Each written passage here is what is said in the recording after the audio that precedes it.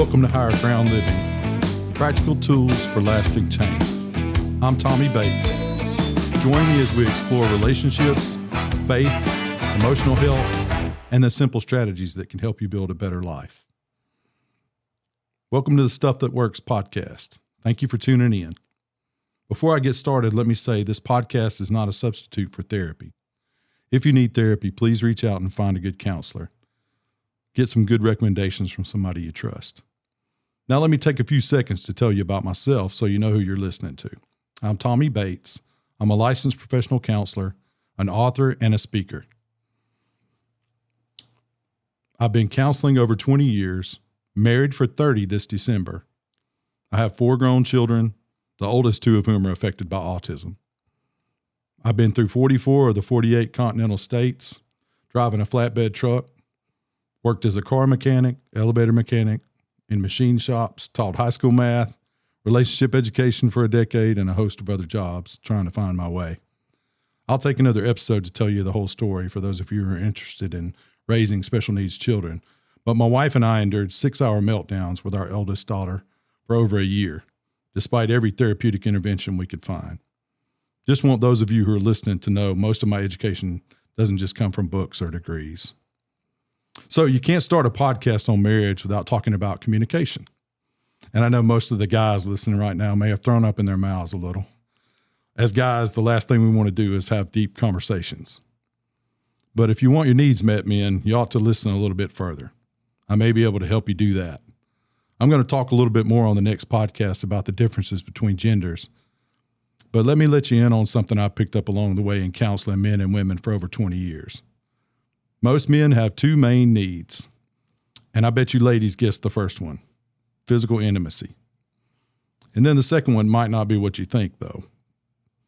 So listen close, ladies.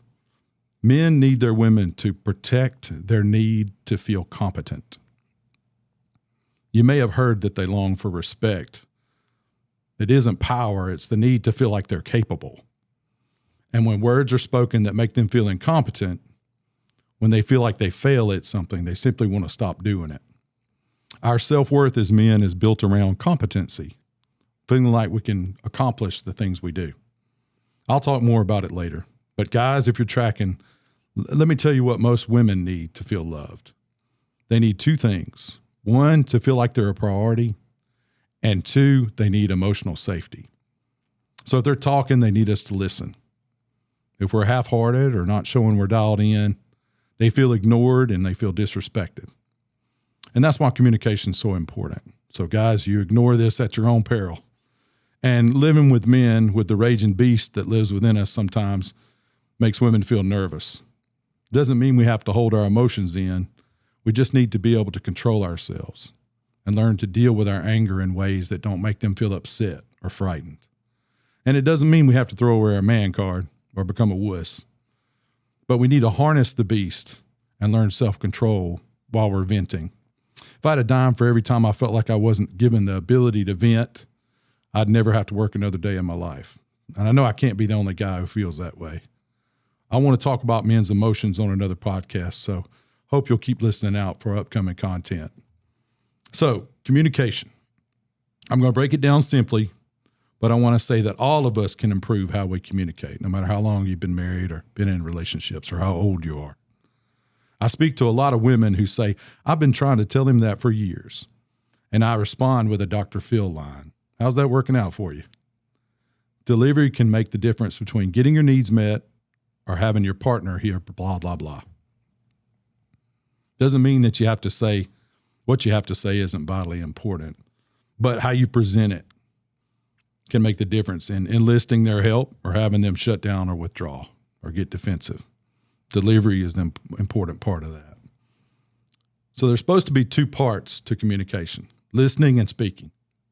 But when our emotions are heated, most of the time, instead of listening, we're loading our verbal gun, waiting for the next chance to talk, and blam. We need to take time to show that we're listening. It's like a bucket of cold water that can stop a fire before it begins.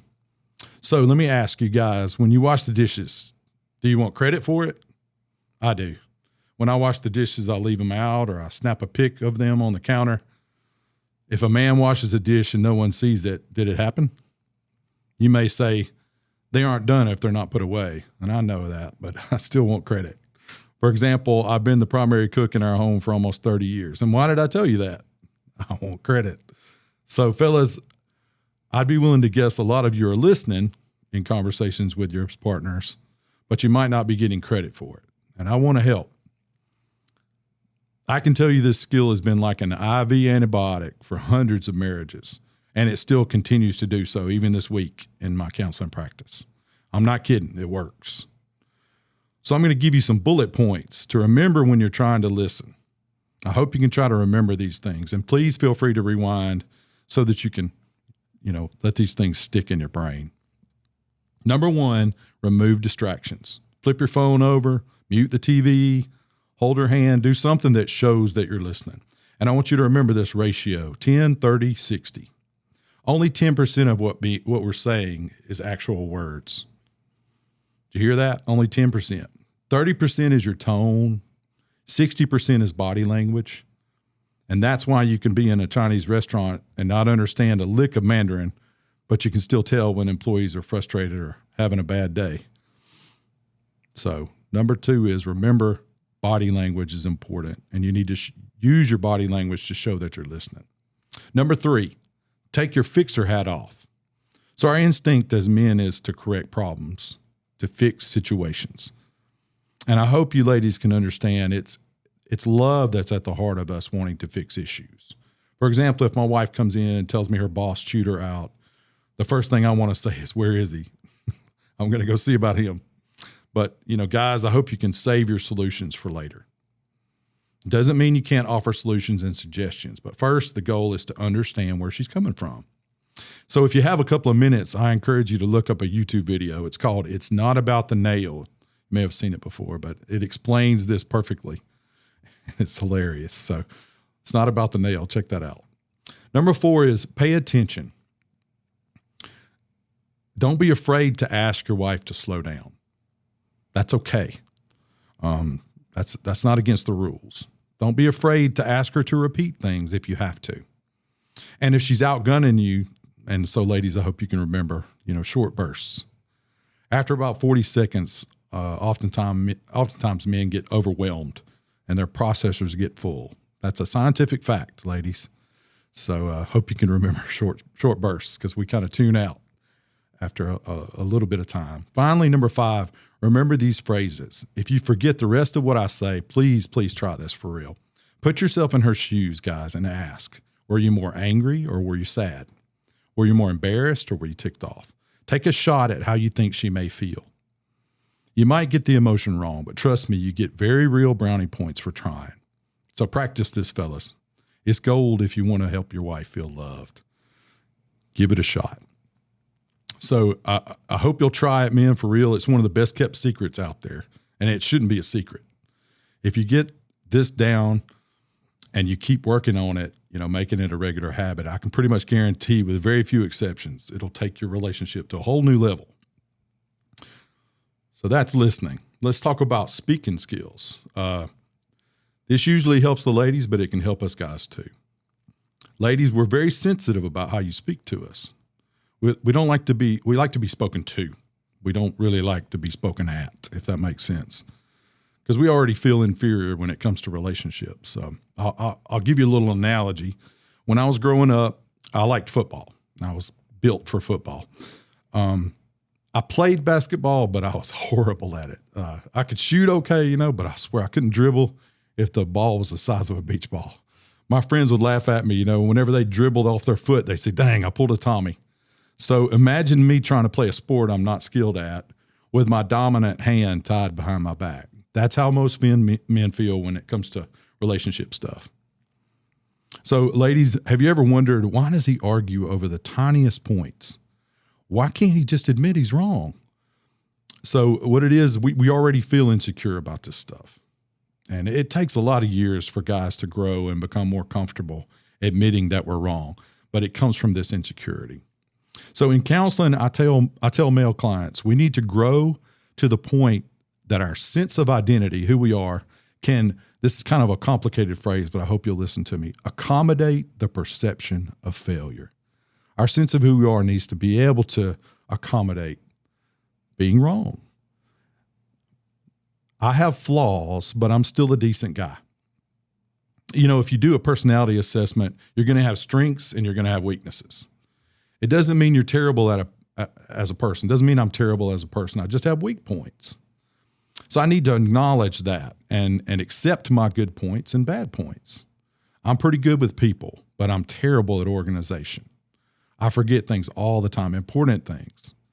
I have to work with what I have. But most of us as men feel weak when it comes to relationship stuff, and we simply cannot tolerate feeling weak. So that's why I have to teach women to come in through the back door when they're trying to talk to their husbands. And ladies, you can say things however you want, but if you want your needs met, you need to learn to say things carefully. So if I want to say things in a way that will help me get my needs met, I need to remember 3 steps. 1, 2, 3. You ready, ladies? Like I said, this helps guys too. But step 1, if you can remember this, I ask clients to literally place their dominant hand on their chest. Why would I do that? It keeps me from pointing. If you could see me and you see me pointing at you, I imagine it'd make you, have your defenses up. It's a reminder to speak from my point of view. And the goal, if you're thinking about it the right way, the goal is to cut through your partner's defenses. So if you place your hand on your chest, step 1, place your hand on your chest. Step 2 is to remember this mantra in your head. I'm not blaming you, especially if you feel like the person deserves to to be blamed. If you're mad at them, especially when you're mad at them and you want to blame them. If what you're saying comes off as a character attack, you've already lost the battle and probably wasted your time and breath. So step 2 is to remember to say that. I'm not blaming you, especially if you feel like you want to blame them. And especially if you feel like they deserve to feel blamed. But step 3 is the most important step, and I want to take a little time to try to help you understand that. When you're talking about a problem, try to rephrase it and try to take the word you out of it. When I'm talking to someone and they're focused on their phone, for example, it makes me feel ignored. When I'm venting and just need to be understood and the other person starts telling me what to do to fix it, I feel misunderstood. You're rephrasing the sentence and the problem and trying to take the you out of it. It's a good idea to kind of think of it this way. You might not even be aware of this, but when this happens, I feel blank. So another technique we used to teach in relationship education is the WIN technique, W-I-N, little acronym. W stands for when blank happens, I feel blank, and what I really need is, and when you're talking that way, it can really help. When you probably heard using I statements, but that's an excellent way to start a conversation with somebody. When blank happens, but you're talking about the problem and not inserting the person's character into it. You're trying to take that out of it. Don't make them feel measured, if that makes sense. You're not trying to do a character attack or measure your partner. You're just trying to help them understand a problem. It can also help with your kids too. And I'm going to say this, it may sound crass, but have you ever heard of a poop sandwich? Sorry. I know that's gross, but the concept's useful. Start with the good. If you need your wife's help, for example, with allocating some downtime over the weekend, you start with the good. Baby, I can't wait to be done with work and be with you this weekend. I just get a little tired when we try to pack too much stuff in over a couple of days. That's the tough part. And the last part, I just don't want to get tired and feel overwhelmed when we're trying to recharge our bodies and wind up being grumpy on Monday. I'll give you another example. Let's say the wife needs some help with giving their child a bath. She might say, Colton goes bananas when his daddy makes the bath like a game, for example. And I love when you're bonding with him. It's amazing to watch you bond with our son. But I've got so much on my plate tonight, I'm not sure I'm going to be able to do all of it. That's the middle part. That's not necessarily fun. If you can help me get some of this done, I'll have more energy when we go to bed. Wink. That's the good part. So you start with the good. Try to find the good. Some of you probably have heard of Gottman, John Gottman. He's the marriage guru that, we study while we're in counseling. He talks about finding the love reason behind what we're saying. Sometimes we need to think about that before we start talking about a problem. And I'll give you an example again for that one. Say a wife comes home with $300 worth of knickknacks, essential oils, candles, stuff like that. Most guys might start by thinking she just loves to spend money, right? But think about it a little deeper. Why would a woman buy things like that, knickknacks and things to make the house look pretty? And I know for guys, it may not be easy for us to comprehend that, but women decorate the house because they want to make the place you stay in like a spa. They want to make it comfortable, enjoyable, want to make it smell good. So that's the love reason behind what they did. And sometimes we need to take time to kind of give them the benefit of the doubt and try to look for the reason why they do things and, think of the love reason behind it. So guys, if you want to talk about something like this, you do well to say it kind of this way. I'm trying to give you an example. Baby, I appreciate the way you turn our house into a home. You're so good at it. I'm just a little concerned, that we've been talking about buying land. We've been talking about buying a house. If we don't stay in our budget, I'm afraid we won't be able to get there. So before you kind of unleash a hailstorm of frustrations, take a minute to consider the love reason behind what they're doing. Give them a benefit. That's the most important part of that, the benefit of the doubt. Innocent before proven guilty. Try to think of the, something positive to start with. And you might be wrong. She might have done it out of spite, but you're not going to get anywhere if you're just coming out the gate with accusations. So ladies, for example, you might just think your husband's pawing at you because you're an object. There's a love reason for it. He married you because you're hot. His love and desire are one and the same. That's the love reason behind why he's pursuing you. We can talk more about having hard conversations with deep problem issues, later on. But for now, just remember, it's not the absence of conflict that makes marriages fail. It's the lack of connections, shutting down communication, shutting down intimacy, both emotionally and physically, Both of these are important. So ladies, you're going to hear me say this sometimes on the podcast, but remember, you could have married a woman, but you married a man. They think differently.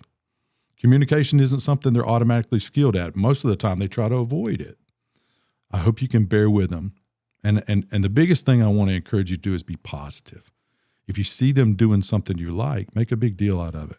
You're going to catch a lot more flies with honey than you do with vinegar. So, when you appreciate their efforts without judgment, without measuring it, just please be patient as your guys try to improve. And when they're trying, you'll get more motivation out of them by majoring on the good, minoring on their weak spots. And guys, I hope you can remember, you could have married a man, but you married a woman. And communication, emotional connection, that's like oxygen to them. Without that, they're like a fish on land starving for air. So if you've gotten to the place in your relationship where you rarely communicate, I want to encourage you to do a little research on conversation topics. Just start over, try again. I have some resources on my website for conversation starters. As one of my colleagues calls it, puppy dogs and ice cream conversations. You need some of that. You got all these things in your life trying to pull you apart. You need some glue to help you stay together. All relationships have conflict, but what they're missing most of the time is just that glue, that connection. So don't forget, if you want to find some of those resources I talked about, check out my website at www.highergroundliving.net. And I just want to say thanks for listening to Stuff That Works. If today's episode helped you, please share it with a friend and join me next time for Higher Ground Living, practical tools for lasting change.